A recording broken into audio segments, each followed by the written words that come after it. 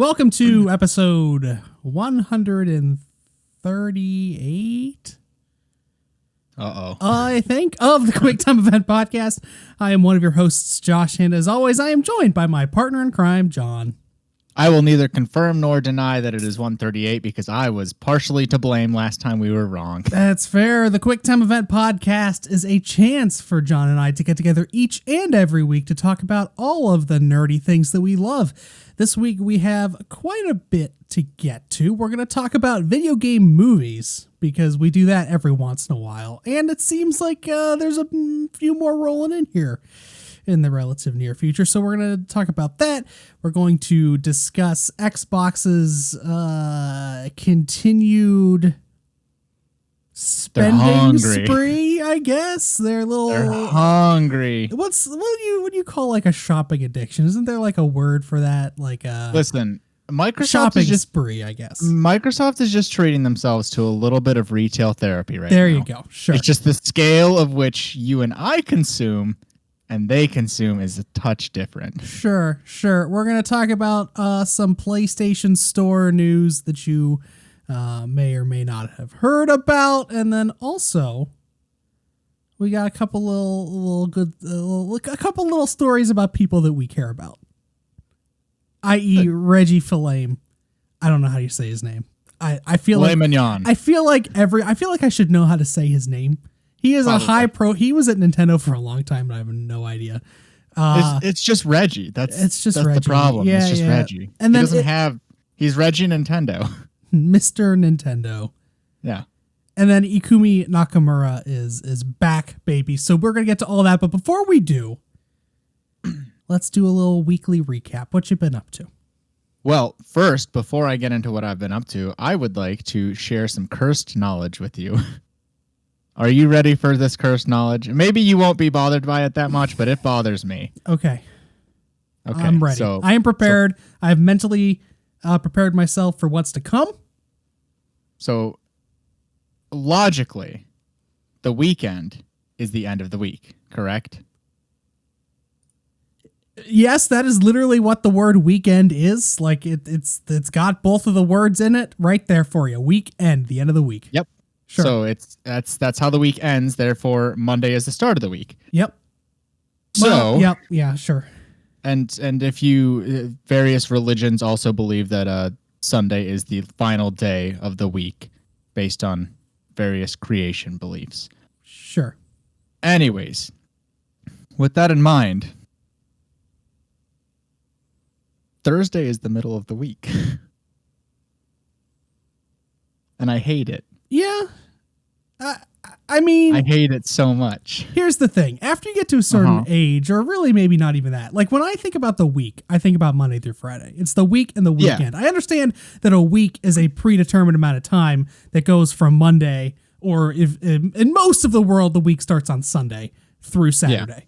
Yeah. It's really just in the United States and a few other places that have the week start on Monday. Most people, Sunday is the first day of the week, usually. Yeah. But a week is an amount of time. But when I say, this week, I'm really talking about Monday through Friday, which means Wednesday would be the middle of the week. That's hump day. Yeah. And then the weekend is its own thing. I totally agree. However, if you look at it from that perspective instead of like the work week perspective, right? Like if we didn't have to work anymore, sure, if we could just do whatever you wanted every single day, Thursday would be the middle of the week. Because that's why we split it out of week versus weekend. It's like, okay, right. Here's the time that I don't really have. Sure. And that is actually mine. You're thinking too hard about it. I don't care. That does not affect me at all. Thursday I don't care. No, it's not. No. Yep. No, because you don't do work during the weekend. Like you're looking forward. Like the entire point of hump day is that you're half past the burden. Like you're in the middle of the burden. And then if you go to the other side of the burden, the same amount of time you've progressed in that week to your current point, you are past the burden. But or you are at the end of the burden. What if to you, everything is a burden? Then you got another issue. Or if you're in one of the many careers or jobs, if you don't want to think about your career as a job or vice versa, you maybe work during the weekend, and literally nothing matters. Like literally, time is just doesn't. It's even a made matter. up thing. Yeah. Yep.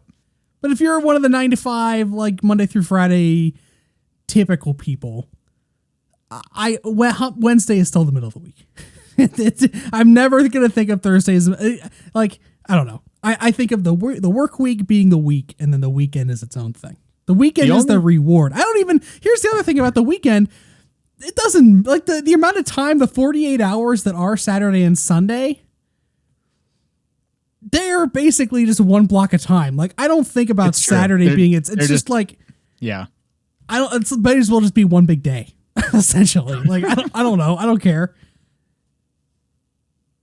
Only reason I really thought about it is because if you have an iWatch or an Apple Watch, you can like check your fitness rings or whatever.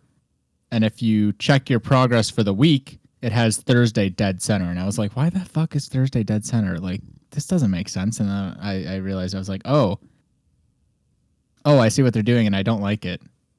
Logically, I do not like it. Anyways, that is my cursed knowledge. Enjoy that. Hopefully I didn't ruin anybody's day. Somebody out there they got like a really specific OCD case where it's like about time and days of the week. And you just I told one other person about that and they just told me to shut up. So like you are unfazed, but somebody out there is going to be very fazed. Yeah, I could not care less. Fair enough. What have I been up to? Okay, here's something else. No, real quick as a tangent to that. What's your favorite day of the week? Like the work. When I say the week, the work week. What's your favorite day of the work week? Probably Friday, just because it's over. See, my most productive day is probably Tuesday. That's fair. Thursday is my favorite day of the week because Thursday, like all day Thursday, I'm just thinking about how tomorrow's Friday. And I understand that I have to work on Friday. I get that. But like to me, and I still do, obviously I work on it. It's not like I don't do stuff on Friday. It's just like you just mentally check out. Mentally, Friday's like you're not there. Right. Thursday is like I'm looking forward to this because tomorrow it's finally the weekend, even though the weekend doesn't start until 5 p.m. or whatever. Yeah. But like I don't know, something about Thursday just like it's exciting for some reason. Tuesday and Thursday are pretty good days of the week. Because Tuesday, like you're over the fact that you just had to deal with Monday. So like you're actually able to focus and like do shit. And then Thursday you have that anticipation, but you're like, all right, here's the last real stretch. Friday I can get through. Well, because I guess at least in my position, like in my current, not even in my like line of work, but like in my current job, my unit or my division or whatever you want to call it. Not that there aren't meetings on Friday, but it's much lighter. Like no one's scheduling like a really important meeting for a Friday. I think that's true across the board. Like even with my job, like Friday, it's known that you probably aren't going to get nearly as much done as you would have basically every other day of the week. Yeah. And it's not your fault. It's just the way that so many industries work. A lot of people take, long weekends, so they'll take Friday off. A lot of times, like kids have Fridays off of school. So like, I don't know. We're like preconditioned to have Friday be the light day, essentially. Yeah, for sure. Friday's the pizza day. Nobody wants to work hard. Just get pizza. Just get pizza. Get free pizza. Have you gotten more free Domino's? No, unfortunately. Although... You know what? I found out what house it was, and they ordered Domino's twice this week. They've had Domino's 3 times in the last 7 business days. I only know that because my window is literally right here, and I look out the window. And you just see the Domino's and I see the Domino's guy pulling their driveway. Yeah. I don't know. First of all, you buy a pizza, and theoretically, it was 3 pizzas they ordered. We got 3 pizzas. We threw 2 of them out. Did we talk about that on the podcast or on the It was on the podcast last week. Okay, we threw 2 of them out because we're not going to eat 3 Domino's pizzas. Yeah. You can't, like, free pizza's good, but free pizza that isn't that great. Not good enough to say quick. Yeah, I'm not going to reheat Domino's. Yeah, no. Yeah. So we just threw it out. It's like this was free. I don't care about, I mean, food waste is terrible, but I'm not going to be able to, I can't take this pizza to the food bank or whatever. Like I can't donate this pizza to anybody. So and you'd also feel like garbage if you ate all 3 in one sitting. Yeah, right. So we pitched it. Yeah.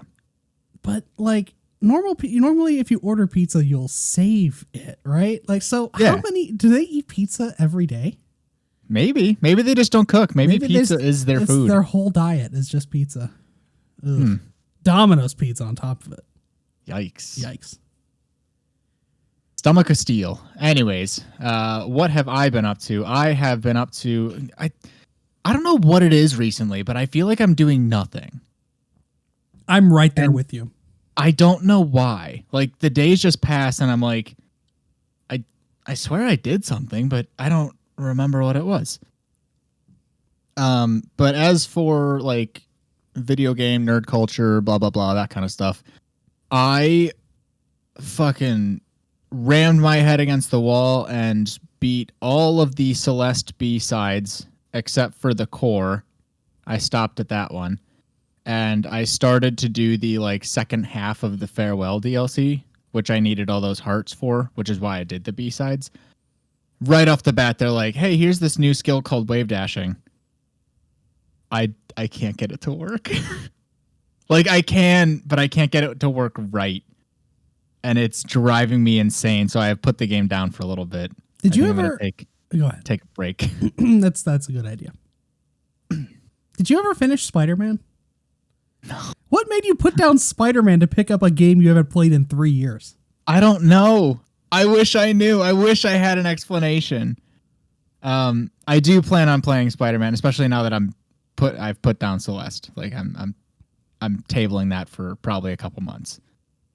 What was the other game that I played? I think I did play Spider-Man like once or twice, but I didn't get super far. And I watched 2 more Avengers or 2 more Marvel movies. Where are you at now? We watched Guardians. Great film. Love it. This is the first time watching it stone cold sober. Last time it was like, it was in college and it was like hey, let's all get together and hang out every Thursday night and like also have some drinks. And so like the ending was a little fuzzy. Not really. I wasn't like gone, but I had a couple drinks. So like I probably missed some small details. But yeah, really good movie. And then I watched Age of Ultron. You do not like Age of Ultron, right? I don't. It has its moments. It didn't feel, it definitely wasn't like a great movie. Right. But it wasn't a bad movie. Did we need to have it? Maybe not. Well, and that was the thing, is at the time, I don't think we needed to have it. But post WandaVision, we definitely needed to have it.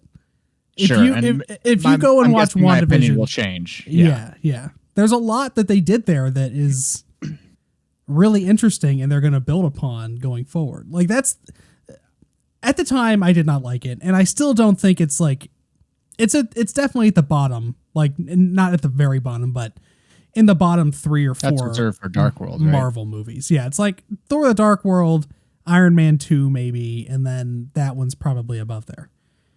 But like now, after everything we've been through since Age of Ultron, and especially with the stuff they started to develop more with WandaVision, Age of Ultron is way more important to the storyline of the MCU than it was at the time. Like at the time, it was like, oh man, we had the Avengers movie. This is like the sequel to that. It's going to be like this this crazy thing because we're getting all these characters back together and it's going to be an event. And it was an event. It's just like, it wasn't a very good event. Like the story, like Ultron as a character is just kind of like, bleh. Vision is way more interesting than Ultron was. And like James Spader did a great job at portraying Ultron. And like, I don't know, I liked some of that stuff, but like they threw a lot in there that was just really random. Like that whole claw scene in the middle where Ultron's trying to get adamantium, I think, from Claw. Vibranium. Or Vibranium, yeah, from Claw. And it's like, okay, why is this here other than to like just have Claw be here so that when he's in Black Panther later on, it's not this like huge reveal. I don't know. It would have been totally fine if he just made his appearance in Black Panther and wasn't in this movie at all, but they threw it in there for some reason. And so there's just a lot of weird stuff like that. And like for those little moments, it's kind of cool because it connects to other movies and other plot lines going forward. But like as its own product, as its own standalone movie, it's like incoherent a lot of the time. Yeah, they did put a lot. They shoved a lot in that they didn't need to. I think that's mostly it. I also am a huge liar. I posted on Twitter. I did go and buy Hades physical. I knew you were going to. I well, like my logic, the way my brain worked on this was I'm going to buy the soundtrack, which is $10 wherever I get it. So right there, you can take off $10 from the price of the physical game, bringing it down to like 20, 25. And then I was like, okay, so then the art book little character thing, it's a short little thing. It's only 28 pages, but like, I don't know. I'm willing to spend $10 on it. So that brings the price of the physical game down to essentially $10 to $15. And yes, I own it, but I have a couple friends who don't, and I want them to play it. So I'm just going to whore out this game so that people can try out Hades and hopefully buy it themselves whenever they hopefully fall in love with it and then return it to me, and then I can whore it out to somebody else. You can send me a nice little thank you note, Supergiant. I am trying to get people to buy your stuff, and I bought your game twice. Look at John over here evangelizing. Yeah. But yeah, long story short, I was like, okay, really, it's going to cost me $10 to $15 to buy this game physically. So that's how I was able to kind of justify that. Oh, I mean, don't look at me. I bought Persona 5 Royal twice. Like I have no room to talk. I also thought about that. I was like, man, I'm such a liar. And then I was like, wait, how many times has Josh bought like Persona 5? I feel like the main point of contention here was just like you didn't want to buy it, and I'm like, you should just buy it because it's going to be worth. The entire time I was like, it's going to be worth it because you're getting two physical things you were going to buy anyway. Just buy the thing. Yeah. So there you go. I was trying to be smart. I was trying to be frugal, but nah, I got that. Love it. I feel your pain when you look at what you've done and you're like, I feel like I didn't do anything. Yeah, and it's only started to like really feel that way within the past month. I would maybe two. Like it's been recent for me. Yeah, I would agree. It's been since mid-February. Yeah, about a month, maybe a month and a half for me. I think it's really been the fatigue of this whole pandemic being officially a year ongoing. I hope that's what it is. I don't know. I just feel like it's not like I'm not playing games because I'm playing a ton of Apex Legends and I've picked up Overwatch. Like I'm playing games. I'm not making progress in the games I usually play, which are narrative games. And because I'm not making progress there, and because like I'm essentially playing games the way that games are intended, almost like a lot of like games fundamentally until video games were all about just passing time, having fun. And like that's what it was a distraction. That's what multiplayer games are. Like that's what Apex Legends is. It's a distraction. It's like you're playing, it's fun. Like I mean, I'm not saying like I'm not trying to have a conversation here about like how you spend your time, because if you're having fun, you're spending your time wisely. It's popcorn. For the past several years, I've spent my time playing narrative games and I've gotten something out of it. And for the past 2 or 3 months, I just haven't focused on that. And yeah, I don't know why. Like I've had Persona 5 Strikers for a month now. I've only put 30 hours into the game. I don't know why I can't finish it. That's a game that I thought you'd be done with after a week. I just can't. I sit down, and I think part of the issue is it has like these really nice little chunks where it's like I get through maybe an hour and a half or 2 hours of content, and like it feels like a good place to stop. Sure. I could keep playing and I could like get to the next one in another hour or whatever. But then you won't be enjoying it as much. It's not even that. It's just like I feel like this is a good place to stop. And then I don't end up picking it back up for several days. Like I've probably only played it 2 days a week. That's the other thing for me. It's been like I just, for whatever reason, can't consistently do something multiple days in a row. And it's like I need a break for some reason. It's exactly that, where I feel like I can't do, and it's like we have this podcast on Thursday, so I don't usually play games at night on Thursdays. We play Persona 4 on Tuesdays, so that's another night that's gone. And it's like on the other nights, like Friday night is usually like our TV like movie night thing. So we don't usually kind of like COVID date night. So I'm not playing games Friday. So Tuesday, Thursday, Friday is out. And then it's like Saturday, I've been like, I mean to wake up early in the morning and play in the morning on Saturday. And then usually I would play at the night, or same thing on Sunday morning, Sunday night. But we've like What's gone your out. Afternoon reserved for? What the fuck? We're in a pandemic. What are you doing? Usually like dicking around on the computer or producing videos or thinking about content. True. Like there's other stuff that I'm doing. It's not like I'm just sitting on my hands. There is a good amount of just looking at my phone too. 8 a.m. to noon, play video games. Noon to 6 o'clock, sit. Sit on hands. No moving. 6 to midnight, more video games. Midnight, bed. It's just with Strikers, and again, it's like no fault of Strikers. It's great. I don't know. The more I play it, the more I've really cemented that gameplay style is just not for me. I don't think I like third person. I wouldn't call this a Musou game. I would say this is a third person action game in the same way that something like Nier Automata is an action game. I think this compares way more to Nier than it does to something like one of the Warriors games. So sure. Like it's not really the gameplay. It's just I don't know what it is about it. The story's great. Like I'm really enjoying it. I can't like dedicate enough time to it. And I don't know why. Yeah. I don't know why. I really think it's something to do with everybody's mental state for hitting that year mark of lockdown.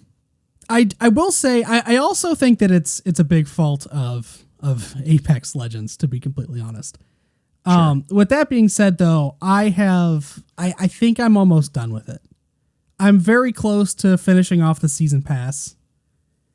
And I find myself being angry at the game like 60% of the time I'm playing it. And that's number usually a sign to stop. That number is only going up as I play more of it. Yeah. Like I'm starting to get so angry at my teammates. So there was they reset the ranked mode. The Apex Legends resets ranks in the middle of seasons. So they do what's called splits. So you go for, I think, 7 or 8 weeks in ranked, and then whatever your rank you achieve is, they basically cut it down by a rank and a half, I think, so you can rank back up during the second split. Mm-hmm. And it just gives you a reason to grind more in competitive. And so, like, the rank reset happened this last week, and now I'm playing the game again with people who are in, like, bronze, basically. And I'm getting so angry at how other people are playing the game. And it's like, I shouldn't be getting angry at them, but it's negatively impacting my enjoyment of the game. And if this is how it's going to be, I think it's time for me to put it down. So I think that or just play casually for fun. I don't know that it's even like that. I think that I'm just going to put it down when I'm done with this season. I think like that's Overwatch, I'm committed to that game long term. I'm invested in that community. I'm not invested in the Apex Legends community. I really like the game. I'm having a lot of fun with it still. It's just I'm feeling myself get angry at really dumb things. So sure. I think once this season's over, I should be done with the season pass in about another week or so. At that point, I'm going to put the game down, and then I should be able to focus more on these other narrative games. The other thing that's happening tomorrow is I bought It Takes Two, so that's preloaded on my console. Nice. Janet and I are going to play that together. So that'll be a 12 to 15 hour game, I think. So that'll like hopefully kickstart my my foray back into games, because there are a lot of games coming out this spring. I didn't really think about like how many games were actually coming out until I sat down to like I looked up the Wikipedia page to see what was coming out, and there's a significant number of games coming out between now and June. After June, it's like barren. There's nothing after June. Nobody's willing to commit that far out. No, but like there's like almost a major release every other week. Obviously, I won't have time for all of them right away, but I was surprised by the spring releases. So, anything of note that you want to mention? The only thing I can think of is Skyward Sword HD, but that's literally June or maybe even July. I forget. There's a lot. That's in this. I think that's July. I'm recording a video on Saturday about it, so I don't want to. Oh, okay. Yeah. All right. Never mind. Psych. I didn't ask. Yeah. So I'll if you want my thoughts on the spring releases, I'm making a video about the spring releases. Should be up by midweek. With my video stuff, I'm also trying to figure out how to balance everything, and the 2-week release window that I was aiming for is way too constrictive. So I'm gonna kind of go to just like publishing things as I want to. Because the other thing that I have not mentioned yet, and I meant to at the top of the show, is that this podcast I am now breaking up into mini sections and putting those on YouTube as well. So much work for yourself. Because no one sits on YouTube for 2 hours and watches a podcast. No. I do actually once a week. I watch the Trash Taste podcast on YouTube. No, you're lying. You just said nobody does it. And there are quite a few people that do, but I mean those are like 3 YouTubers that have like 3 million subscribers each. So like we're talking about clarification. Nobody sits and watches our 2 No one sits and watches small content creators 2-hour podcasts. That's not a way to get discovered. No one's looking for 2-hour podcasts from no-name people. You gotta get those little bites, those little sound bites.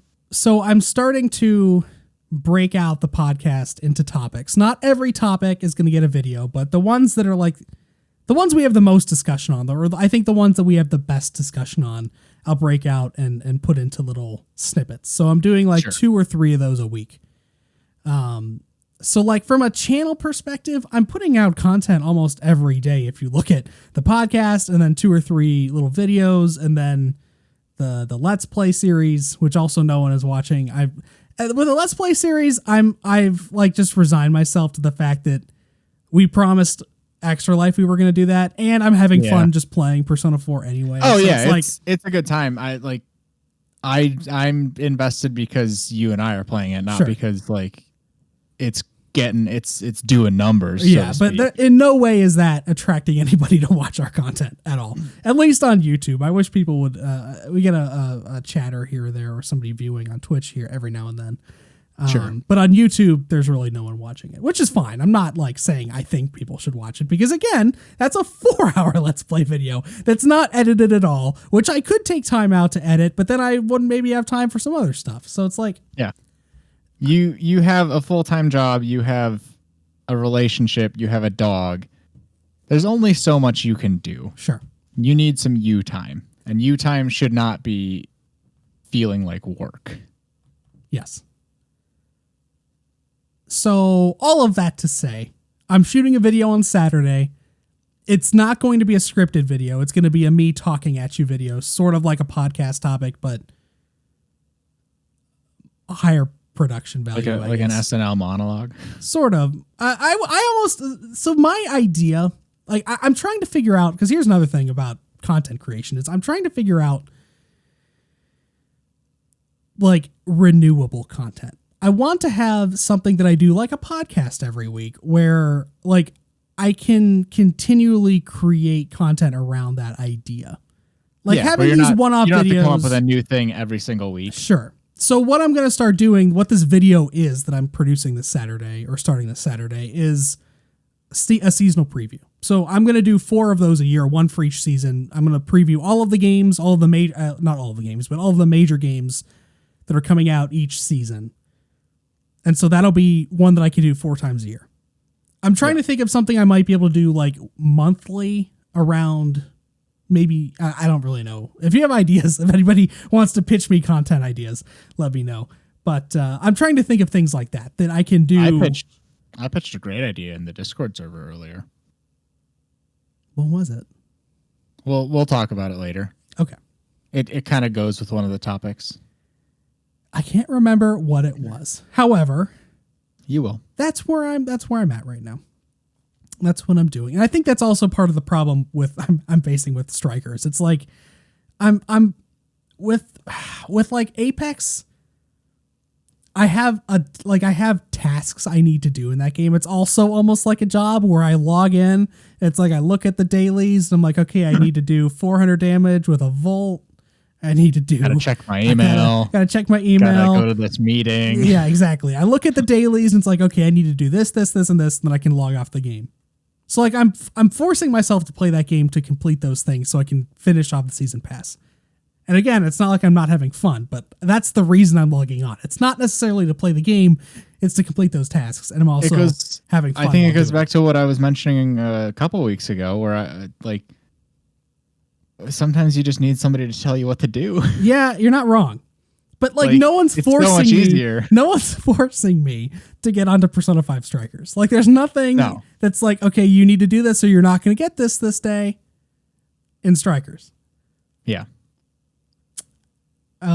So I think that's also part of the problem. Just finding time for everything is such a fucking challenge because it's like, okay, I have to dedicate 40 hours a week to my job. Yeah. Non-negotiable.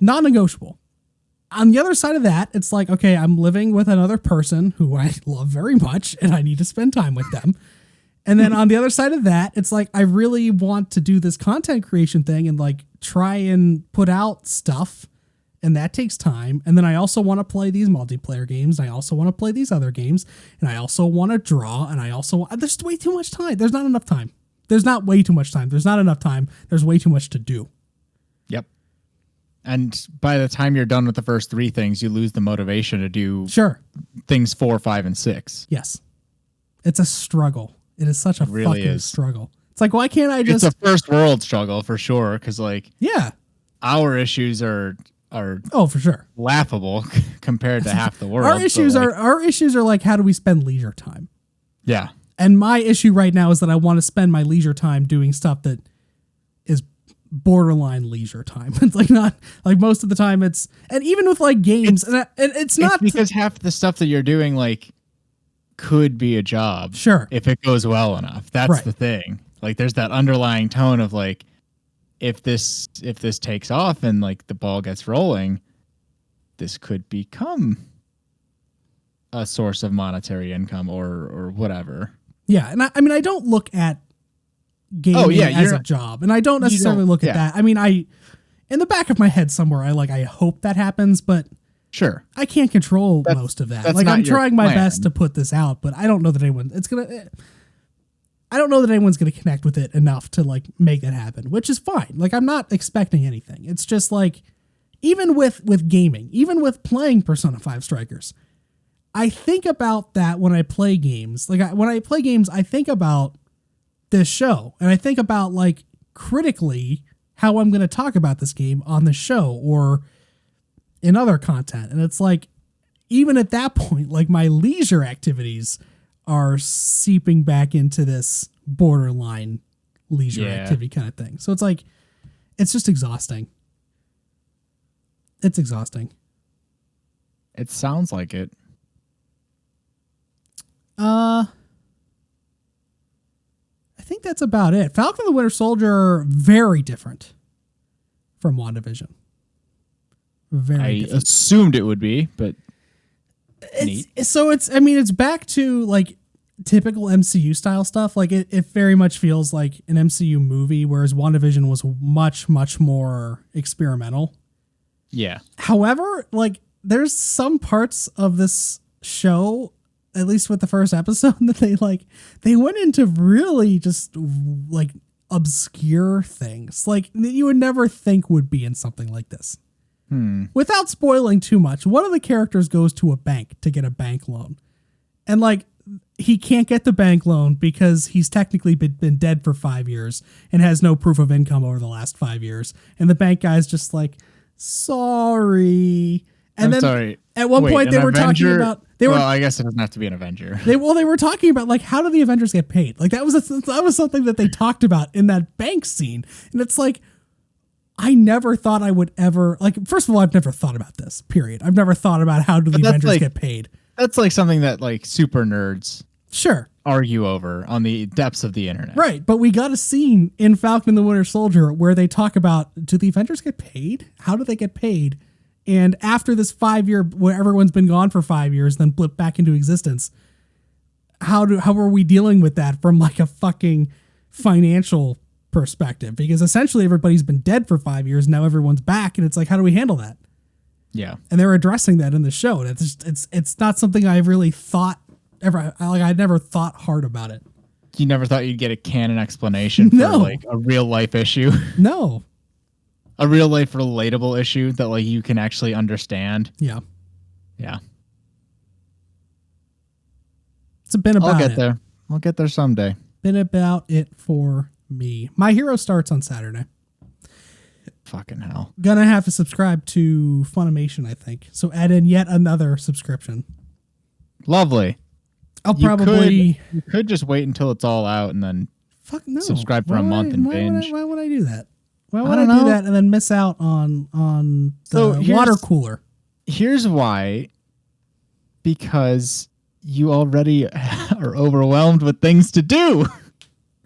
Yeah, you're not wrong. You're not wrong. However, at least with passive stuff, like with watching the MCU stuff and with watching My Hero now, it's all stuff that has like predetermined times. Like I know that from the time we start dinner, basically at like 6 p.m. ish until 8, we're watching something on TV. Like it's either going to be MCU stuff or it's going to be YouTube or it's going to be something. That time doesn't usually seep into other parts of the week. So like, at least with My Hero, it's just, we're going to watch My Hero instead of watching YouTube, most likely. Okay. That's fair. Anything else? I don't think so. That was a lengthy discussion about what we did this week. That was very long. But that's okay. I think we each needed to get some stuff off our chest. Yeah. Do you relate to what we just said? DM us. Do you also feel like there's not enough time in the week? Do you have things you want to do, but you can't find the motivation or time? We sound like we're selling something. Like we're about to break out the as seen on TV infomercial and be like, do you suffer from one of these 5 diseases? You too can sue mesothelioma or whatever. You can sue the disease because I don't know how that works. Let's get to our topic of the show, which is video game movies. The reason why we are talking about video game movies this week is because it was reported today that Sony Pictures is developing a movie adaptation of Ghost of Tsushima. So this article comes from Michael McWhertor over at Polygon.com. Sony Pictures is developing a movie adaptation of Ghost of Tsushima, Sucker Punch Productions' 2020 samurai action adventure game. Deadline reported Thursday. John Wick film series director Chad Stahelski is reportedly attached to direct the project sometime after filming John Wick 4.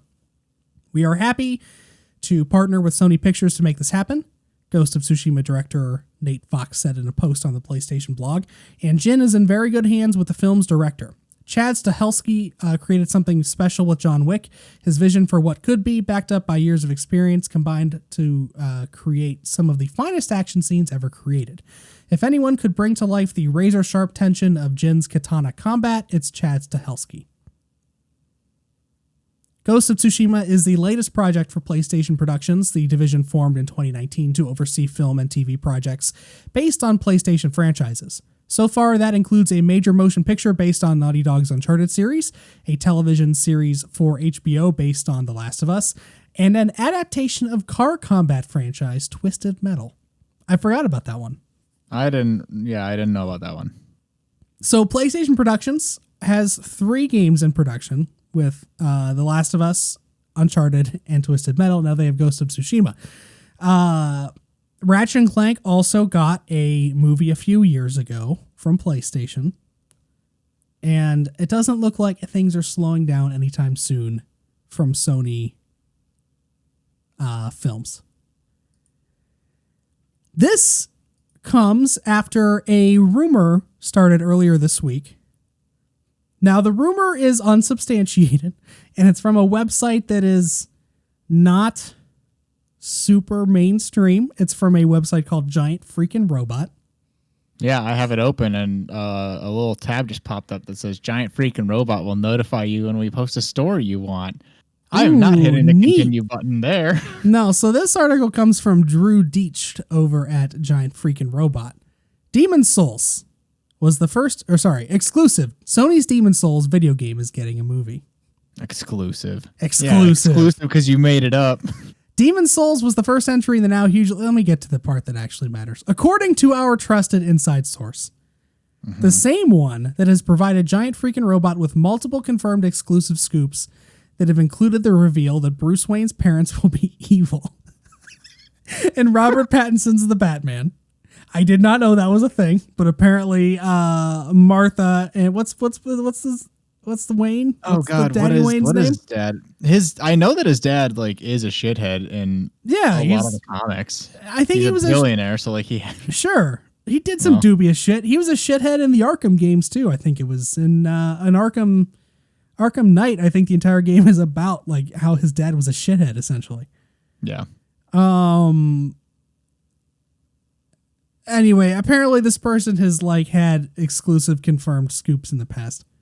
But he says that Demon's Souls is being developed into a major motion picture over at Sony based on the success it had at the launch of the PlayStation 5. Now, I feel like more than ever, video game movies are just they're becoming more and more popular. Yes. I thought I might then do a little search-a-rooney and try and find what else is on the horizon. And god damn it, are there a lot of video game movies in production? Well, I shouldn't say in production, but in development, I guess. They're not in actual production, but there are movies being developed. IGN published a story back in January of this year with 53 video game movies in development. What the fuck? Let me just read some of these. Mortal Kombat is coming out this year. That one's almost done. That one's going to be out. Tomb Raider is getting a sequel. Uncharted. Minecraft the movie is a thing. Cyberpunk is getting an anime series on Netflix. Pokemon Detective Pikachu 2 is a thing. Sonic the Hedgehog 2. Mass Effect has a movie in development. Mega Man, Gears of War, Call of Duty, Borderlands, Half-Life, Halo, Fallout, The Last of Us, Silent Hill, Just Cause. Every major fucking movie franchise you could, every major video game franchise you could think of most likely has some movie in development. Again, that's not in production. One of the games they have on here is the Splinter Cell movie, which was announced back in 2004 after Chaos Theory launched. We're talking about a movie that's been quite literally in development hell for the better part of 15 years. 17 years. Oh my God, it's so fucking long. Yeah. What the fuck is going on? Why is Hollywood suddenly latched on to video game adaptations? I don't know. What is it about video games that Hollywood's just we need to make a movie of this? I think it's just they see the dollars that video games pull in and they want a piece. Because they're clearly not looking at history, because historically video game movies have been shit. They've been terrible. The adaptations were not good. They reviewed horribly, and I assume that studios lost money. Maybe they didn't. But I would figure that they did. I just I would think that they did as well in most cases. Maybe not the big ones. Super Mario movie that fucking sucks, it's still a Super Mario movie that everybody's going to go see.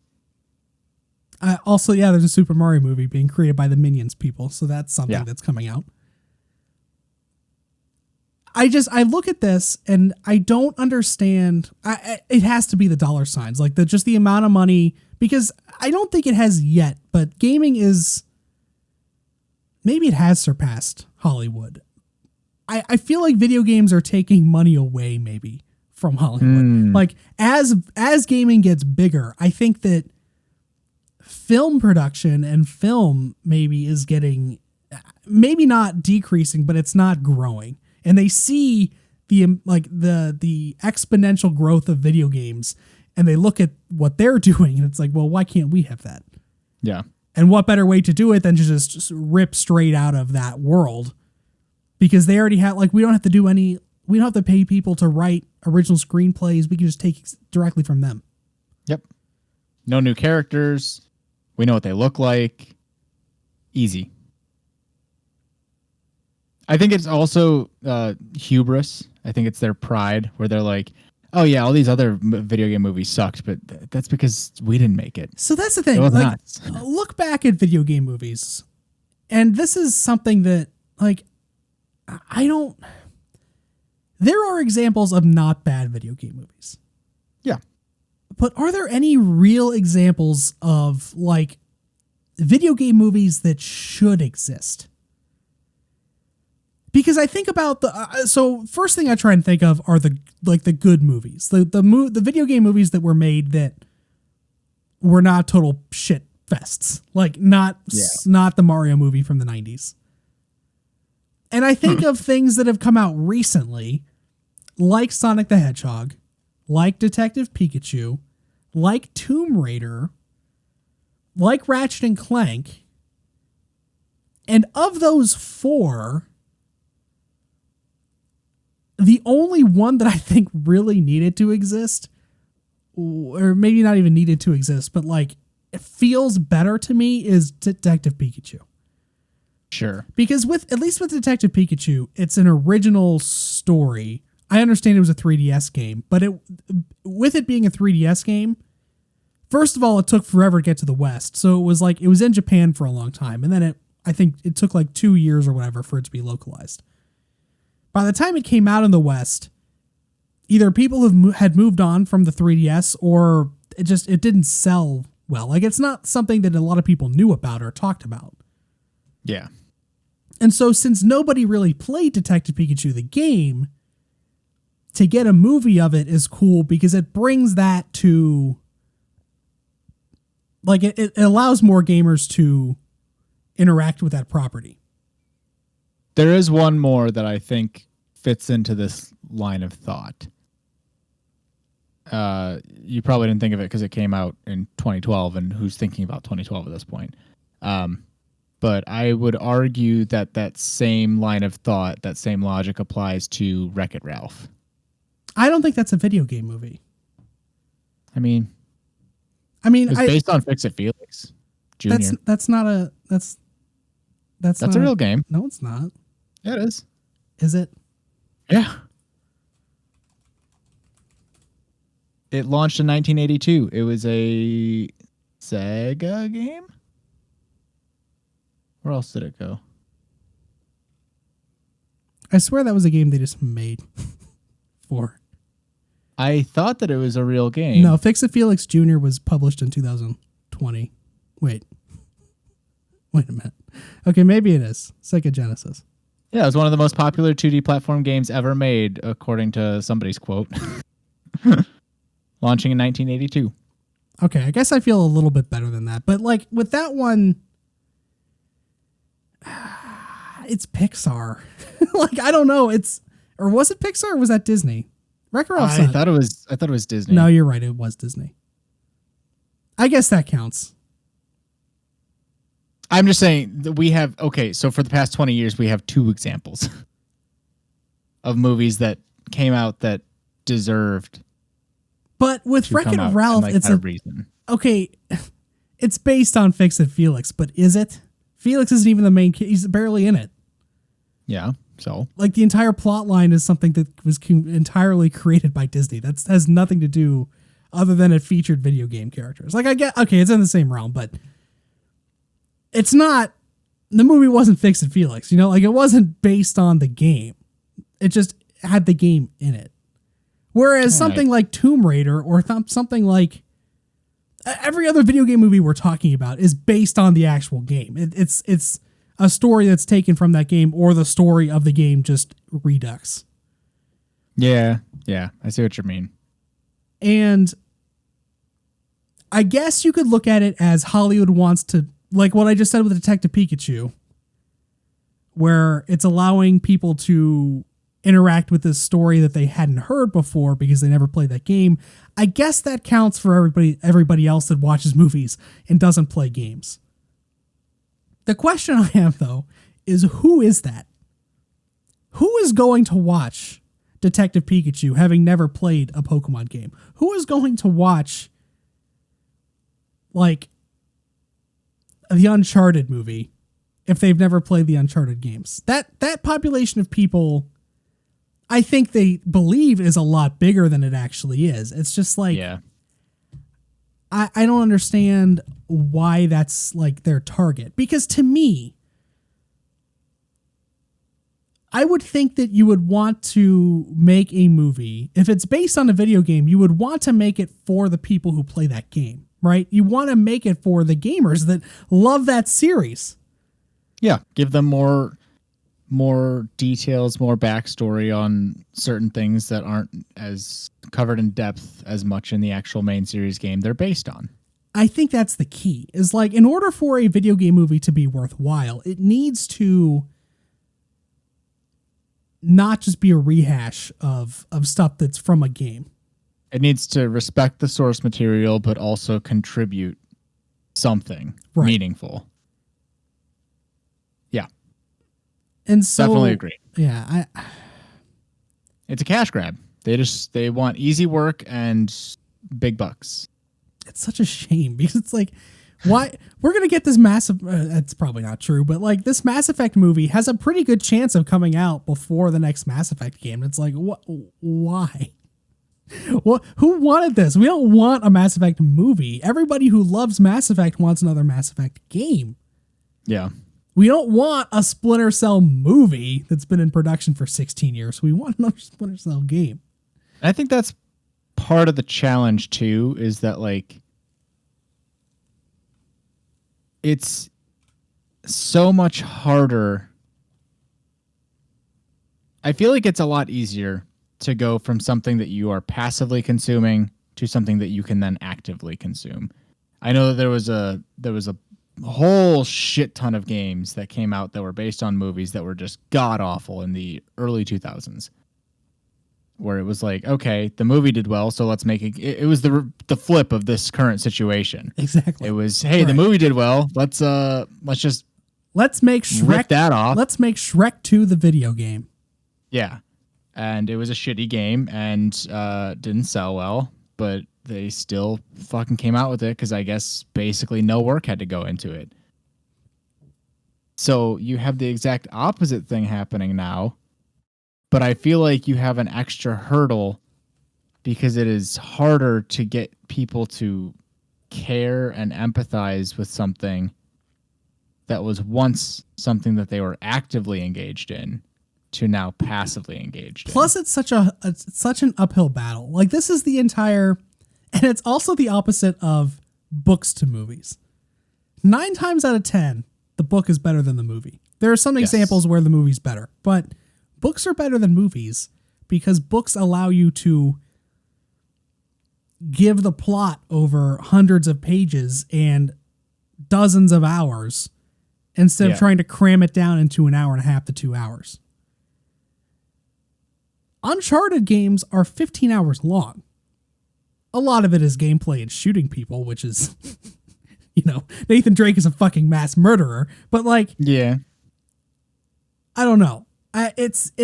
There's so much more room for error there, because not only do you have to distill this experience down into a 2-hour experience, this 20-hour game into a 2-hour movie, you also need to like make it be good. And I think a lot of times that's difficult because there's not enough time. Plus, in most of these cases, these movies are from beloved franchises. Oh yeah, we're talking about do one wrong thing, everybody knows it. Right. You looked at with Sonic the Hedgehog is a perfect example. You come out with the first Sonic design when you have a character that is one of the most recognizable mascot characters in the world. And you come up with the first Sonic the Hedgehog design. And you catch high hell for it. It's like, I don't understand how that mistake could have been made to begin with, but it's so easy to fuck up stuff like that, even with the most popular series ever. And so, like, when you look at the movies that are being made, we're talking about Pokemon, we're talking about Uncharted and The Last of Us and Mass Effect and Halo and Minecraft. And it's like, there is going to be so much expectation. I think what these... So a while ago, I forget what the context was, but we talked about, I think it was because of CD Projekt Red, where we said we established that companies need to have a keeping it real person. Keeping it real. I thought about if we ever do merch, if we ever do podcast merch, I thought about making like a keeping it real department. Sure. Yeah. Yeah. I think the movie people need a keeping it real person as well, but like specifically no. You know who we talked about? I think it was that, but we also talked about it in regards to the Borderlands movie. Oh yeah, you're right. Just get a keeping it real department. Come on, guys. Someone it's not hard. Just hire one fucking dork. Someone could have told you that Kevin Hart is the absolute worst casting you could possibly make for Roland. They could have told you that the fucking Sonic the Hedgehog design that you made is quite literally nightmare fuel. It would not have been difficult. You get any 15-year-old in there and they would have been able to tell you that. But yeah, it's such an uphill battle, I feel like, because there's so much stacked against you. Like, even in the best case scenario, I feel like the only way these movies can turn out is like passable, like good. Average. Yeah. C's. Sure. Like, I mean, Sonic the Hedgehog was a movie. It was nothing that it wasn't bad. I expected it to be bad. It was not bad. So did I. Yeah. It was not bad. I was happily surprised with the fact that I wasn't disappointed walking out of the theater. Right. Detective Pikachu, I thought was good. It wasn't Oscar worthy. It wasn't even like top 5 animated movies that came out that year. It was just, it was not offensive. Yeah. It was totally fine. The Ratchet and Clank movie, probably would recommend you play Ratchet and Clank the game, but the movie was fine. Like it's not bad. It's just not like this amazing thing. And I think that's maybe where some of these HBO and Netflix shows, mainly the HBO ones, because let's be real, Netflix is not going to be able to do anything. If their other work is any indication on things, I mean, I'm still waiting for the Cowboy Bebop thing to come out. Oh God! I have no faith in Netflix adapting like high profile projects to be good, but HBO I do. I think that HBO has a track record of putting out amazing shows. And so when you tell me that Pedro Pascal is going to star in a Last of Us HBO show that's going to be 6 or 7 episodes, and each of those episodes is an hour long, now you're talking about a situation where you almost have enough time. Like, if you take out all the combat of The Last of Us, it's less than that. Like, there's more time to actually storytell in this HBO series than there was actually storytelling in The Last of Us. And that's where I think you can maybe make some of that progress and make something truly great. But when you try and distill everything down to 2 hours, there's just no hope. And then on top of that, you add in fan expectations and you add in everything else. And it's such a fucking uphill battle for these studios to put out something that's even passable or good. I think there's one more little piece that I'd like to kind of bring up, and that's, I don't know the right word for it, but like some of these movies would definitely be handled much better. The medium is what I'm talking about, because like You have some great fucking Pokemon animated movies. You can have a great Pokemon movie. It's just not going to be in the Hollywood traditional live action format. Like, I don't know, Pokemon, the first movie, Pokemon 2000, like some of those, people love them. It doesn't have to be a Hollywood thing. Like, because, I mean, animated movies just don't hold the same weight for whatever reason. And they should. They should.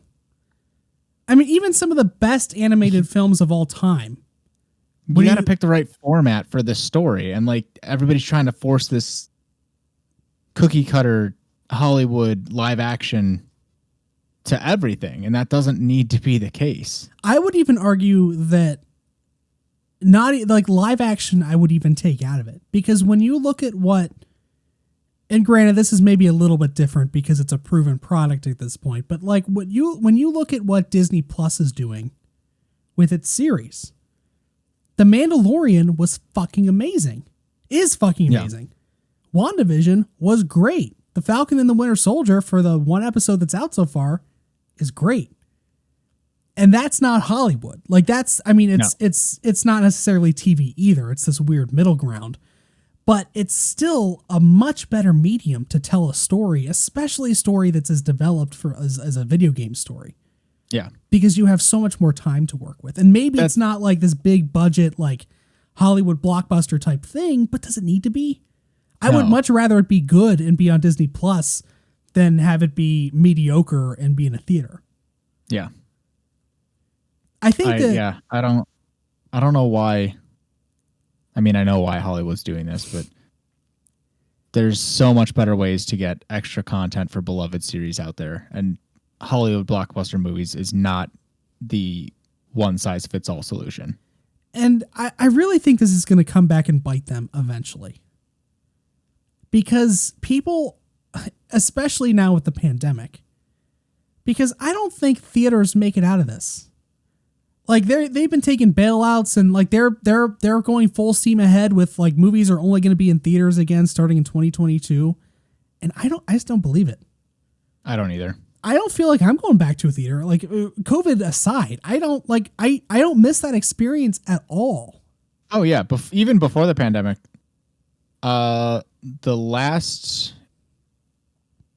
besides Sonic, the last movie that I saw was, I think I went to see one movie in my entire college career.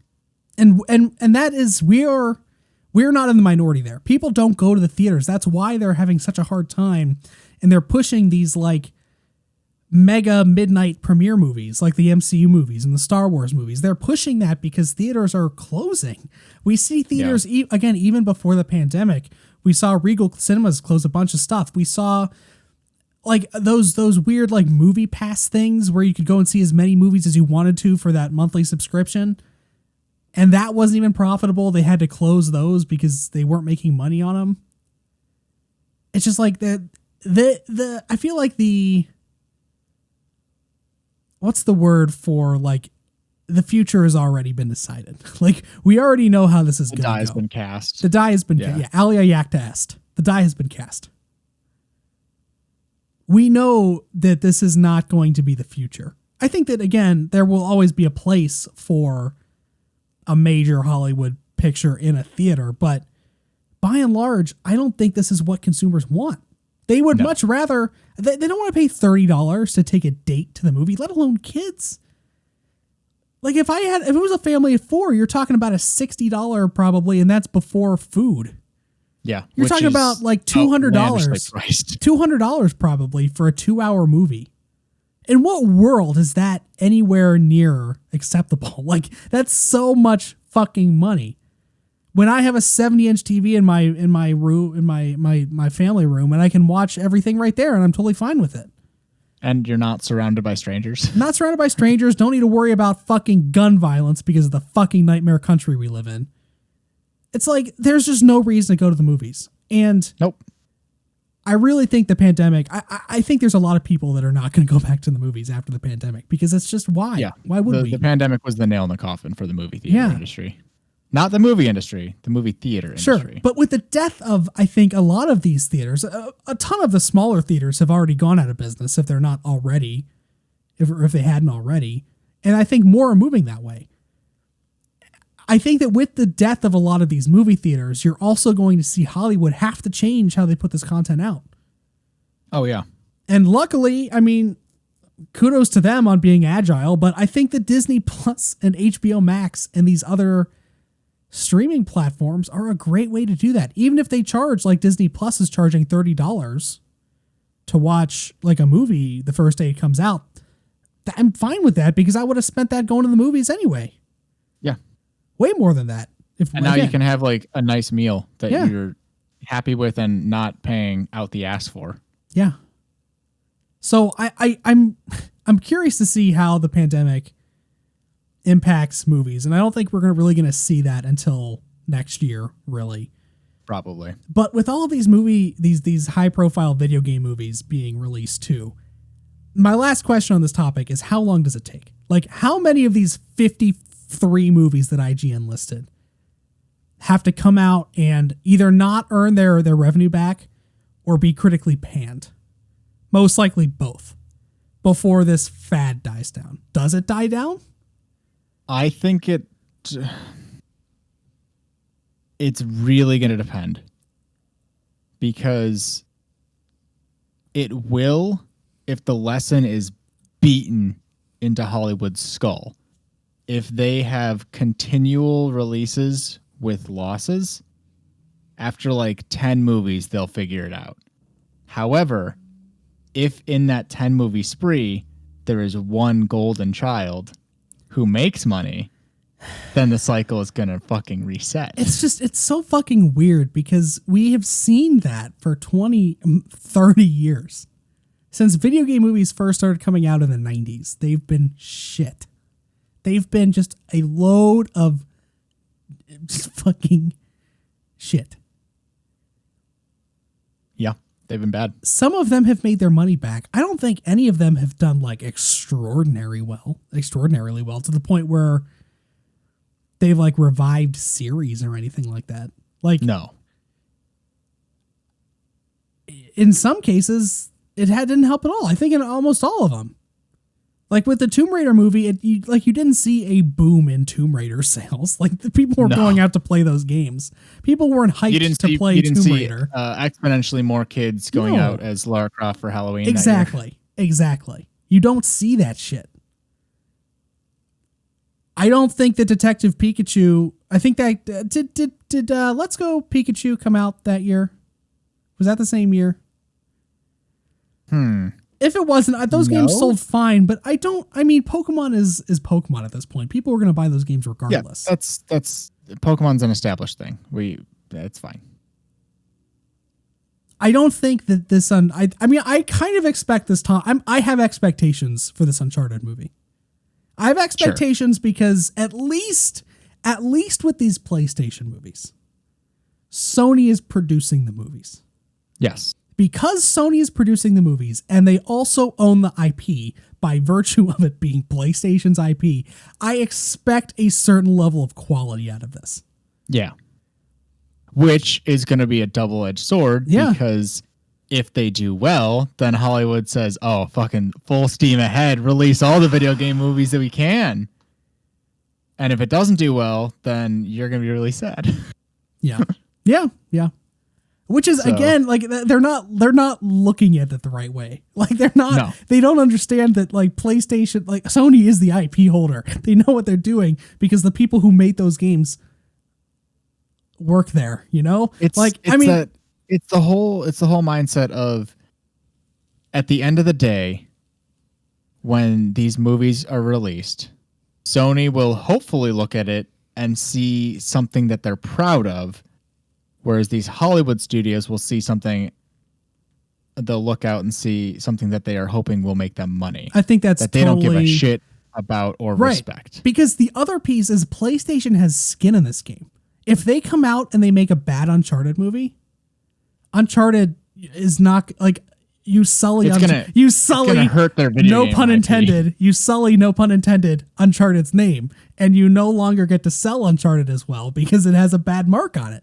You know, like if the Last of Us TV series is shit, it's going to be a lot harder to sell The Last of Us going forward because you have this black mark on it.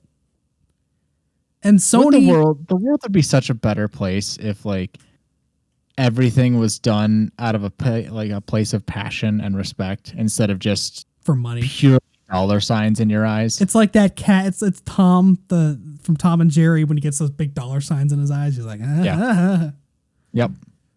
Get rich quick.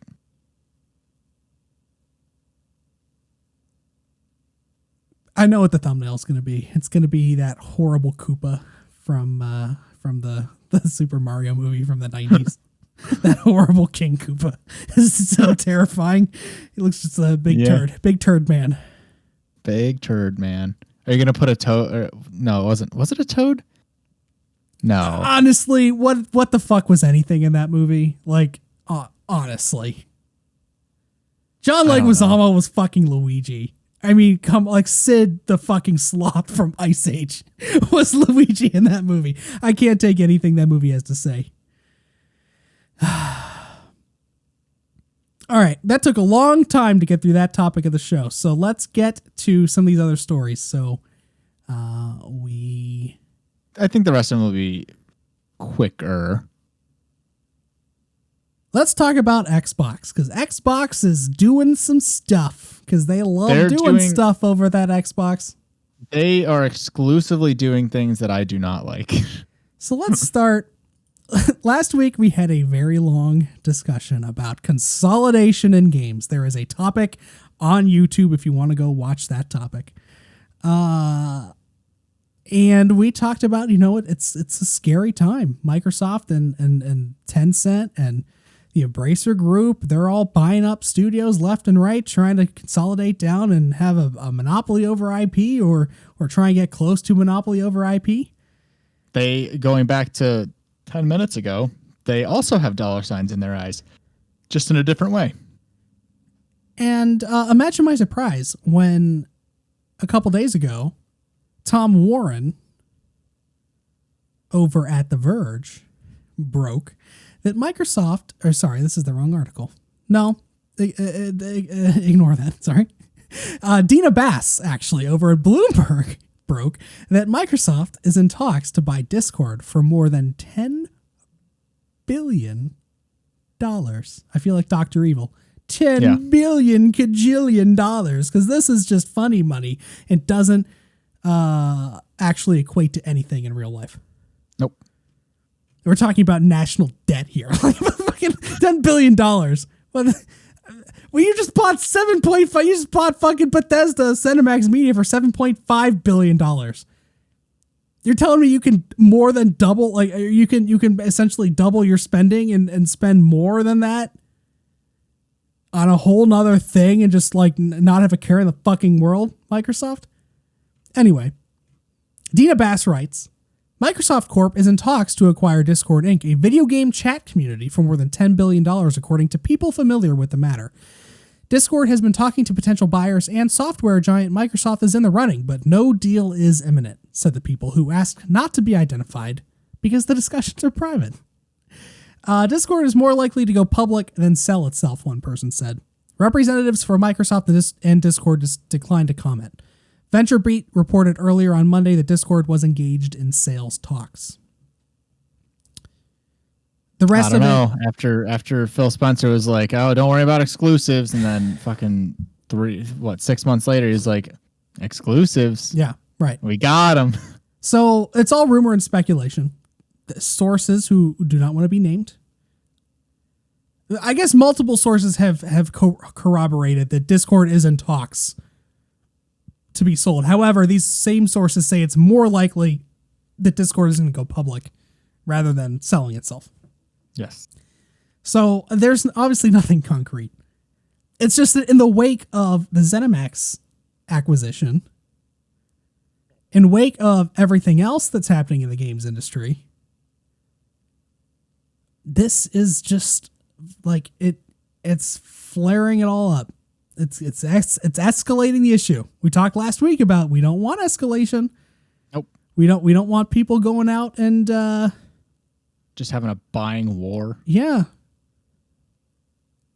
Now my thing with Microsoft, I have a recommendation for you. Buy this podcast. Microsoft, we'll sell you this for 0.001% of whatever 10 billion is. 0.1% we'll sell you this podcast for. Now with Microsoft buying Discord. It's $1 million, by the way. I think. Sounds about right. Yeah. 0.1% of a percent. Fuck or that. 0.01% of it does. It literally does not matter. It literally, Josh, this is the difference between $1 million and $10 million. It literally does not matter because again, it's all made up. Does that? Let's say that Microsoft does it. Let's say that they just throw $10 billion at Discord and they get it. What does that mean? I don't know. What does that mean? They have Skype. Why do they need Discord? Do they though? Because I thought they did. They did, and they ran it into the ground because now they don't even use Skype. Now it's all on Teams. See, and that's what I'm worried about. I don't want them to kill Discord. That's my thought is that if Microsoft goes and buys Discord, Discord's dead. I'm not even I'm not even like really concerned about the consolidation piece. I mean, it's obviously an issue because Discord, and we can get into this, but Discord, at least in my mind, has always been a neutral thing. Like everybody's on Discord because it's like it connects to everything. It's the social media platform for for nerds. Right. And like you can use it to communicate to everybody. Like if for crossplay, if you want to talk to somebody on Xbox, but you're playing on PlayStation, you can connect through Discord. Same thing with PC. It makes sense as like the Switzerland of the games world. Yeah, it's a neutral communication hub. Right. And so like if Microsoft goes and buys it, that creates possibly an issue. I mean, it's still going to function the same way, but I'm sure there's going to be a lot more integrations for Xbox players. And like, yes. At that point, I'm sure Xbox Party Chat would just float away and it would become Discord. Everything would be Discord. Yeah. I'm more worried about Microsoft because this wouldn't be an Xbox thing. At least I don't think it would. It would be a Microsoft thing. I know where you're going with this, and I agree. It's a Microsoft thing, not an Xbox thing.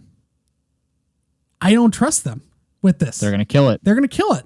Look what just fucking happened to Mixer. You know how much money they put into Mixer only to have it run for 2 years? And they're like, yeah, that's it. Bye. We're just turning it off. They're like, it's not even going to be like a legacy thing. We're just turning it off. Everyone has to go to Twitch now or go to YouTube. We don't care, but you can't stay here. Just turn the lights off, close the bar down. Bye, Mixer. Hey, remember those giant contracts we had for exclusivity with big Twitch streamers? Well, enjoy your money. They had, who was it? Was it Dr. Lupo? One of those streamers signed a contract with Mixer. Literally, Ninja was one of them, but I think Ninja was on Mixer for a while. Okay, he was on there for at least a few months, but I think it was Dr. Lupo. Literally signed weeks before Mixer just shut down. Yeah, no, for sure. It was definitely within like 2 months, where it was like, hey, I just signed this exclusivity contract for $10 million. To play video games on Mixer, and Mixer's dead. Cool, thanks for the 10 million. I'm gonna go back to Twitch. If I was him, I would be done. Like, how much money do you need? Yeah, especially I feel like once you get to a certain net worth, you're just like, how much money can I get? That's the Jeff Bezos thing. I really feel in my heart of hearts, though, if I were to ever see anywhere near that amount of money, I would peace out. I would be so gone. No one would ever see me again. I mean, here's the thing. I think at that point, like if you have $10 million, but you're doing something you really enjoy and like is like that, like what are you going to do? Just stop playing video games? No, you're going to keep playing video games and having fun and like hanging out. But at that point, I think people like you and I would be like, okay, here's how much I need for my personal needs, my wants, my whatever. After that, I'm going to start donating it to certain charities or causes, or like actually making a difference and not,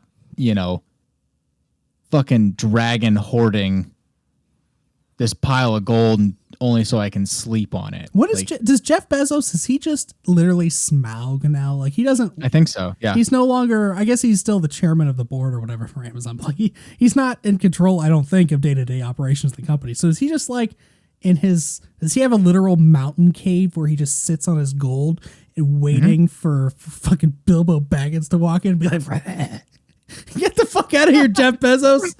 Donate your money, but there's something worthwhile with it, you asshole. Anyway. Yeah, really.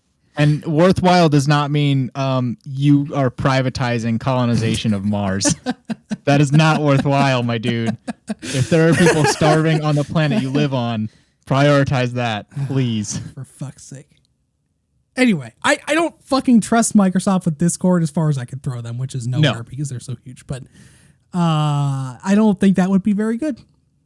No, I don't want this to happen. Please make it stop. Pain. For real. And then, in one of the biggest head scratchers I think I've ever seen, Microsoft decided to rebrand Xbox Live to Xbox Network for some reason. This article does come from Tom Warren over at The Verge. He wrote, Microsoft is rebranding Xbox Live to Xbox Network. Instances of the new branding started appearing in the Xbox dashboard recently for beta testers, with clips being uploaded to Xbox Network instead of Xbox Live. Microsoft has now confirmed the name change. Xbox Network refers to the underlying Xbox Online service, which was updated to the Microsoft Services Agreement. The update from Xbox Live to Xbox Network is intended to distinguish the underlying service from Xbox Live Gold memberships.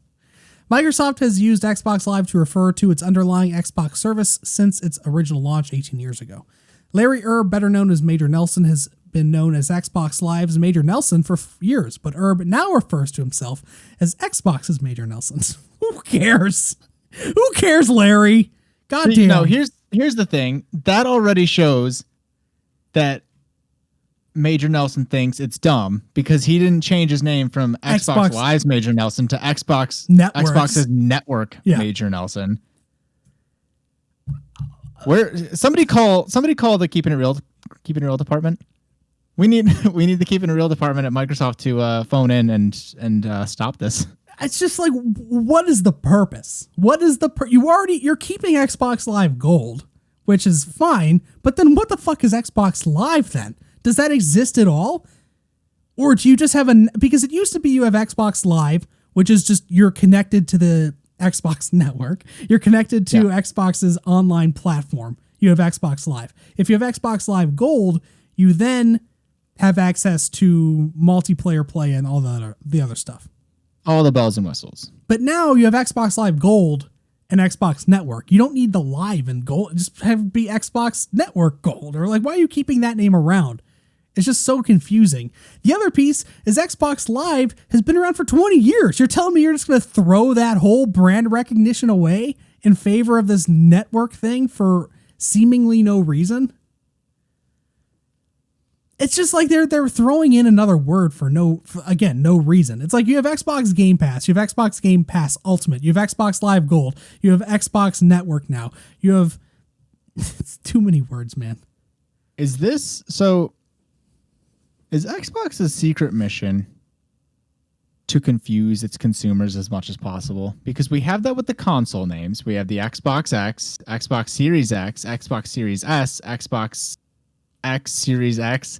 I don't even know anymore. Now they're doing it to their own fucking network. And we've already established that they did it to, what was the last one that you mentioned? Game Pass Ultimate. Yeah. Live. You had Xbox Live Silver, Xbox Live Gold. Do they just want to have as many variants as possible? Is that what this is boiling down to? I don't understand why you would want that. Oh, I don't either. Like, even with this stupid podcast and the YouTube channel, I fucking banged my head against the wall for hours trying to figure out the best way to brand this, because QuickTime Event, it wasn't available on Twitch. Also, like QuickTime Network. So I came up with QTE Plays, but it's like, your Xbox, you shouldn't have this issue, right? This should be so easy for you. You're spending $10 billion on Discord. You should be able to spend however much money you need to secure your own branding. And this is not the way to brand. I don't know who's in control of their branding. This does not feel cool. This feels, it's just confusing. This feels like somebody who's retiring trying to name Xbox's online service. Yeah. Because let's say you subscribe to the thing that they actually want you to subscribe to, which is Xbox Game Pass Ultimate. Yes. Which gives you Xbox Game Pass. I believe it also gives you, here's another thing, you have Xbox Game Pass on Xbox. It also, I believe with Game Pass Ultimate, also gives you Xbox Game Pass for PC. Mm-hmm. And then it also gives you Xbox Live Gold. It gives you those three things, I think. Pretty sure. So where does Xbox Network go into that? It all lives on the Xbox Network. If that's the case, why do you need it? It should be an internal name. This should not have been announced to the public. This should have been what they referred to stuff internally. Or like, don't give it Xbox capital N Network. Just call it the Xbox Network. Like, you are now connected to the Xbox Network or whatever. Like, you don't need to give it a name. You don't need to have branding. Yeah, you don't need to brand that. We get it. We're connecting to your network. You don't need to all of a sudden throw everything out and make us call that. No, stop it. Get out. Soon it will be Xbox Live Chat. And then you will have Xbox Live Gold formerly and Xbox Discord. Live Chat, formerly Discord. Or Xbox Network Live Chat. Ooh, there it is. Oh, Xbox Network Live Chat. There you have it. I hate it. Things that are related to video games should be short and sweet. You do not want a garbled mouthful of words. Or things that sound exactly alike. Like if I wanted to subscribe only to Xbox Game Pass on console, but I also have the possibility to subscribe to Game Pass for PC or Game Pass Ultimate, that's too many things. Yep. Simplify it. It should just be, honestly, it should just be Game Pass, and it should be standard. This should just be the one thing. Yeah. I don't think we'll ever get it. We will never understand what goes on. So Microsoft had some head scratchers, but let's not pretend that PlayStation also didn't have some head scratchers. Yeah, everybody's been fucking up recently because Mario's dying in a week. And this is also, I feel like a lot of the stories we've talked about this week are unsubstantiated, but they have been reported nonetheless by major influential outlets, and so we will talk about them. This one comes from The Gamer, which is where the story originally posted. And there is a report that Sony is closing the PS3, Vita, and PSP stores in a few months. Kirk McKeon over at The Gamer writes, the PS3, PS Vita, and PlayStation Portable stores aren't long for this world. According to a source familiar with the situation, the stores are due to be closed down from July. The announcement is planned for the end of this month. PSP's and PS3 stores are to be closed on July 2nd, while the PS Vita store will stay open until August 27th. After those dates, you will no longer be able to purchase digital copies of games or DLC for any of the Sony consoles mentioned above. That's really the extent of it. The PSP store has actually been closed for a long time. What I think they mean there is that you can buy PSP games on the Vita store. Okay. Because so there's probably some integration. Yeah, the Vita can play all the PSP games. So I think that's what they meant, because I'm pretty sure the PSP store has been closed for a long time. Sure. And then last year they closed when they launched the PlayStation 5 version of the store.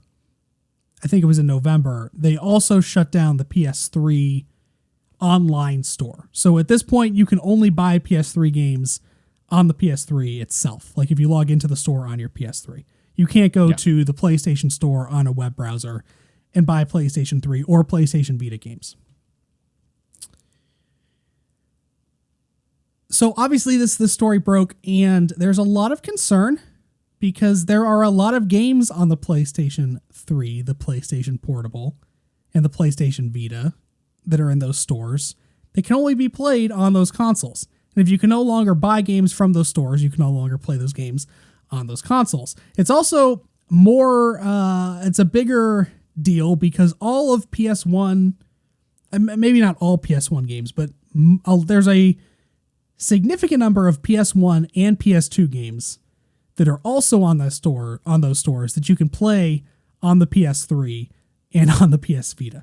So you're really talking about everything that Sony's ever sold, with some exceptions, from the PS1 through the end of the PS Vita, which encompasses the PS1, PS2, PS3, PS Portable, and PS Vita. It's pretty much 20-something years of gaming. Basically, everything before the PlayStation 4 that Sony's ever done is basically on these stores. That's a lot of games that you're just not going to be able to buy anymore. So obviously there's a lot of issues there with preservation of games. And I feel like that's a topic that's come up more and more over the years as things like this happen. Yeah. This is why people want to buy physical games still. Yeah. Fear of this. For sure.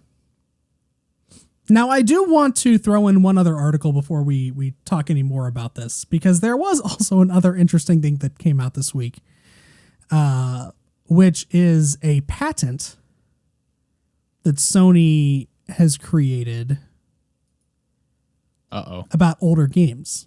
So this article comes from PlayStationLifestyle.net. Sony patent looks at method of awarding trophies in older games that don't have them. Trophies are a part of PlayStation games nowadays, with more than 1,000 or 10,000 games sporting the familiar feature, but not all PlayStation 3 games had them. As spotted by Reset Era, Sony submitted a patent at the end of November that looked into using a process of emulation to unlock trophies on older titles that originally didn't have the feature.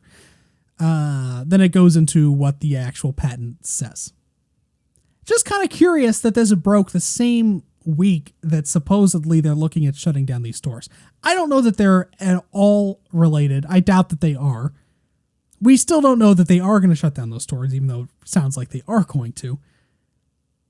But possibly PlayStation's looking at maybe doing something further with backwards compatibility based on this patent. Yes. Now, it would be great if they just fully implemented emulation on PS5 and let you emulate PS1 through PS3 games. Yeah, problem solved. But yeah. So you as you had a nice little meme on the Twitter as a Nintendo fan having to deal with this. What's your take on this? Oh, I am so scared for everybody who's a PlayStation fan. So wow, how many stores they are potentially Disney vaulting like a decade plus of content. That is horrifying. Theoretically, 3 decades. If you include like stuff that was on the PS1 that came, because I think you could buy like some of those PS1 classics we're talking about are like, I think, Crash Bandicoot and Spyro. So if we're talking about 90s too, 90s, 2000s, and 2010s content. 3 decades worth of material just locked away for literally no reason. Now, hopefully the story that hasn't broken is that like they're working on the PS5 store, which has literally everything. Like you said, it just can emulate everything. Like hopefully that's the missing piece of the puzzle, and everything's gonna be fine. Maybe even it'll be accessible from the PS4. Because at that point, fine. It's costing you money to run these stores, I assume, and you want to cut back on that and encourage people to at least get a PS4, if not the most recent generation, which is now the PS5. That's fine. But if you're just taking these away and that's it, you're like, no, you just can't have it now. We'll tell you when you can have it again. Yeah, that's the problem. I really feel like PlayStation has to know that this is a bad look. Oh, yeah.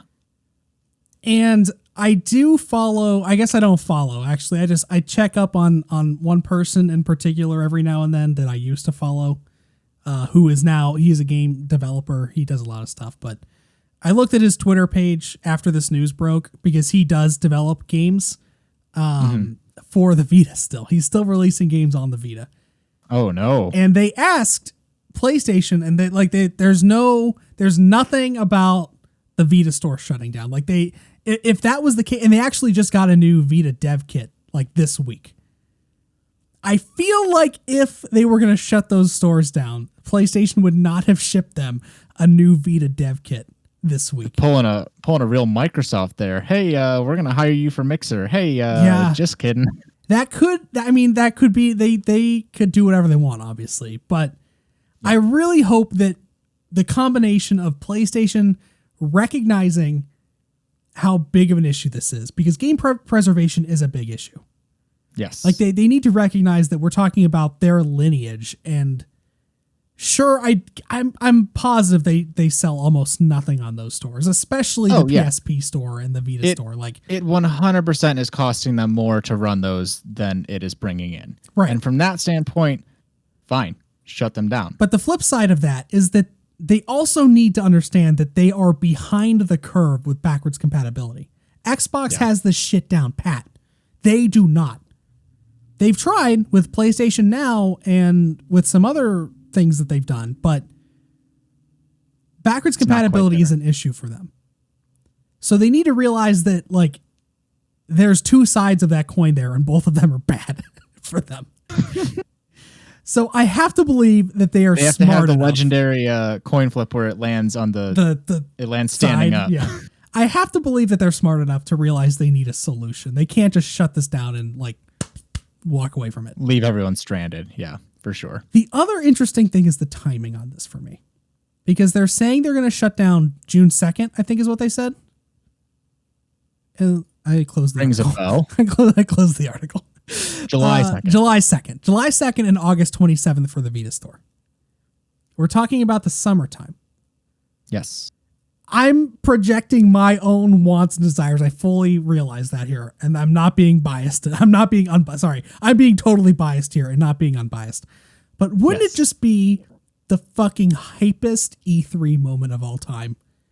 Or non-E3, whatever their summer preview thing is that I'm sure they're going to have. If they come out at that and they're like, hey, PlayStation 5, guess what? Fully backwards compatible with every PlayStation game that's ever been sold on a PlayStation. Like the entire store, the PSP store is dead. The PlayStation Vita store is dead. The PlayStation 3 store is dead. But you know where it's alive? It's on the PlayStation 5. Just get yourself a PlayStation 5. You can buy all of those games now on your PlayStation 5. And I would like that because one of my predictions was that they would have stock issues on PS5 until summer.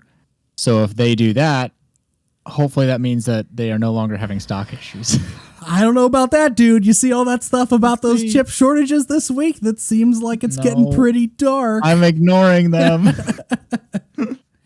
And I'm that's just like a hope for me. I think every PlayStation owner out there is like, wouldn't backwards compatibility just be the fucking best? Yeah. It's the Nintendo fan syndrome for me, where it's like, oh man, it'd be really cool if they would release all the Zelda games on the Switch. I'd love to be able to play Ocarina of Time on the Switch on the go.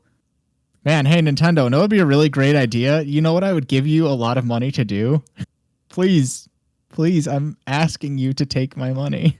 I feel a little more, I look at you and Nintendo and all that, and I laugh because, like, as a passive observer, Nintendo is just terrible about that, right? Yeah. But like PlayStation, at least over the years, has been agile. They've been willing to make concessions, and they've proven that they're trying to be innovative. Yes. What better way is there than to do it like that? Like, they come out in June at E3 time, and they're like, okay, these stores are shutting down in July and August. You have a month left to buy games if you want to there. Otherwise, don't worry. The games are always going to be there, and they're going to be forwards compatible because you just get them on the new system, essentially. It'd be nice. We'll see what happens. Everything lines up. It's just, do they actually go that direction? Or are they really just going to be like, you know what? We can't. This is our bottom line. We can't do this anymore. Bye. You know what I also want to know, though? I want to know, are you a little, maybe like just a little tiny hint of fear that if they do this, the trophy aspect of it, where they implement trophies in older games, how many are going to be broken? I probably a lot of them. I mean, it would be up to the developers probably to go back in there and add trophies after the fact. Sure. I don't know who would do that. The only ones I would really be, I don't know. It would be interesting to see what that really looks like.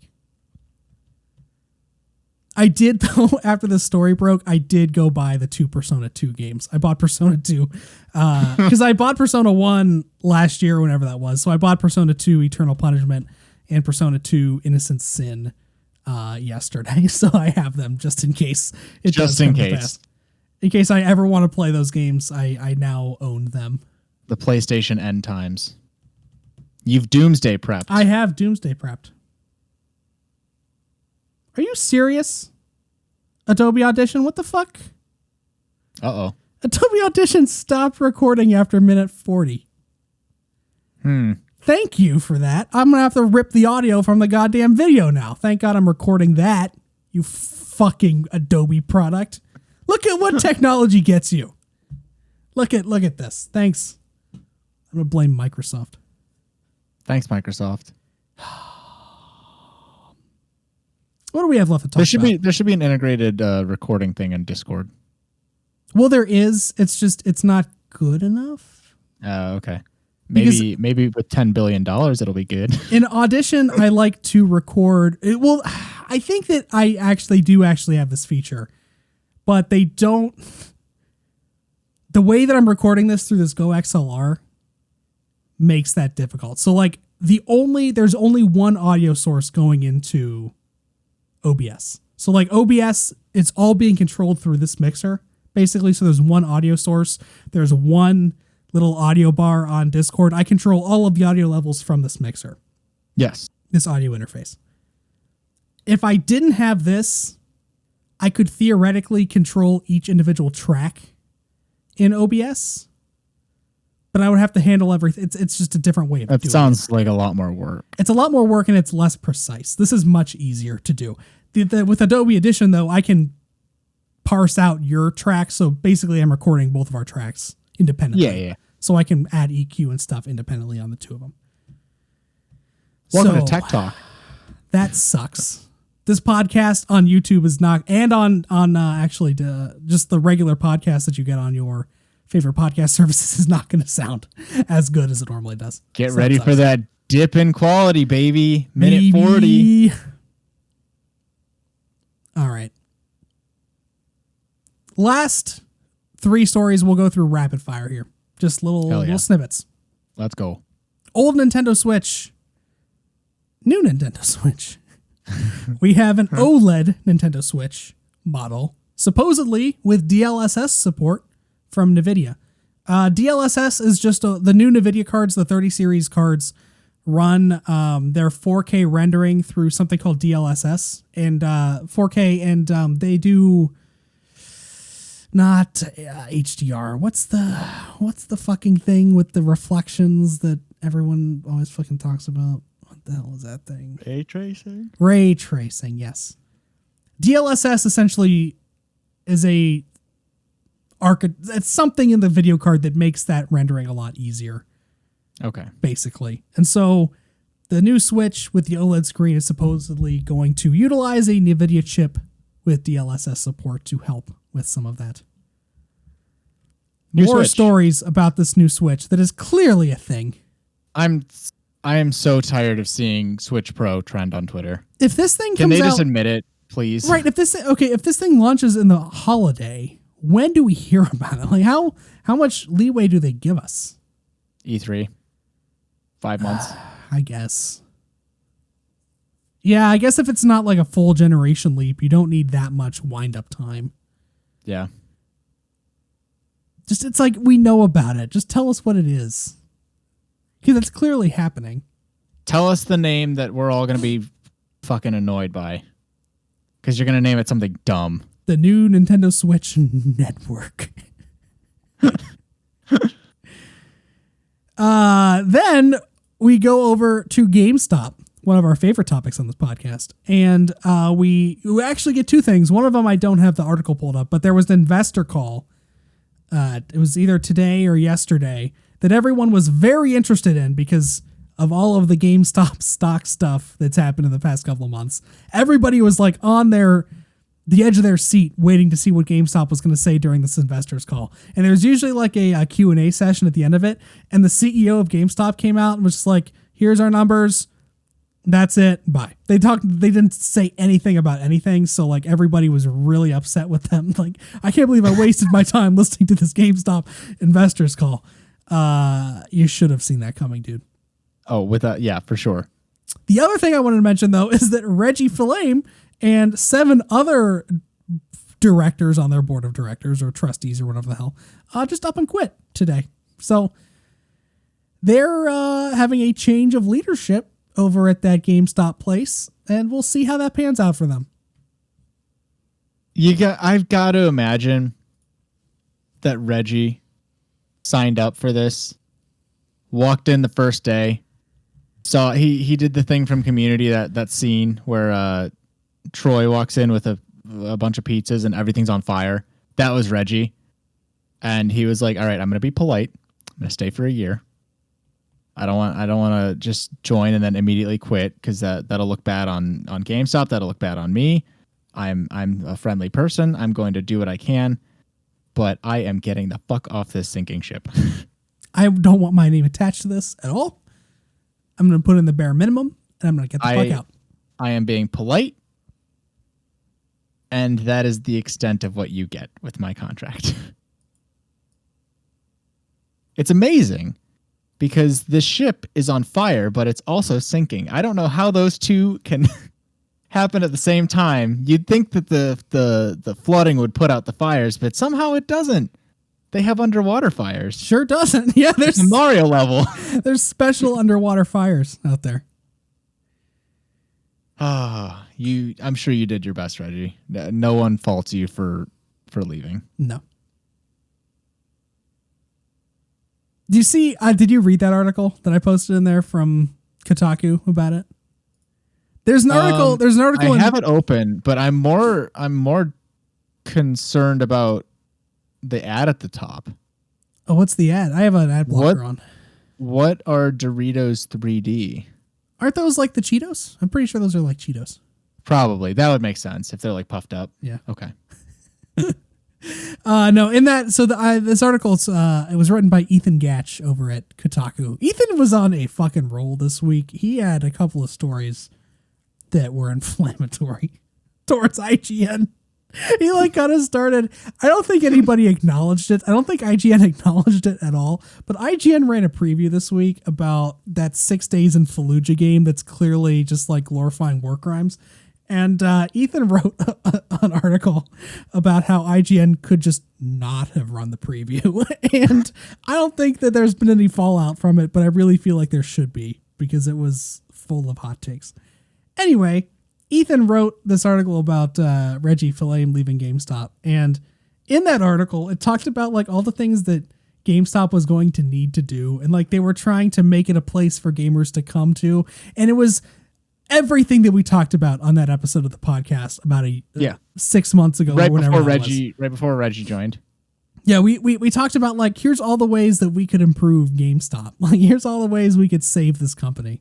And they're doing all of them, apparently. So where's our money, GameStop? Yeah, where's the fucking commission? Why aren't I on the board of directors?